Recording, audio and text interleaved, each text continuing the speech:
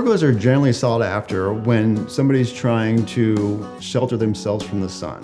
In order to properly install a pergola, the rafters or the perpendicular framing members need to be perpendicular to the sun that they're trying to block. So if it's a western sun that's coming in, we're going to try to run the rafters north to south. That's going to give you the best chance of knocking down that sun. Another reason they're used is for a nighttime sitting area. You could put a ceiling fan in them. You could string Edison lights around them.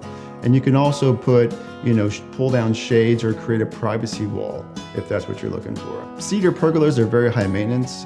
Cedar is very high maintenance, so we're starting to trend more towards steel and aluminum pergolas nowadays. You'll see stuff on Pinterest and other areas where there's composite pergolas that are made, but in the Midwest, we cannot do that.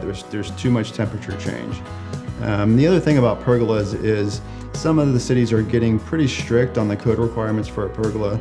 So a pergola is considered an overhead structure. It's going to have peer inspections. It's going to have permits, unless it's less than 200 square feet and not attached to the house, which is not very common. Some cities, like Olathe, are requiring pergolas to be built like an actual roof structure. So a pergola is required to not have the cover of it more than 50% closed, and that's so it doesn't potentially carry a snow load, which could potentially collapse it. If somebody's going to cover a pergola with a solid surface, like say a sail, they really need to take that down in the wintertime so snow doesn't build up on top of it. If we knew ahead of time that you wanted to convert a pergola into a solid covered deck or a screen porch, we could do that. We just need to design it as such.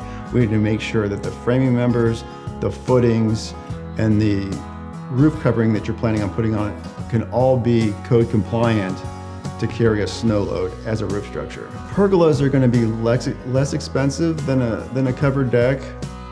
They don't necessarily give you as much protection as a covered deck.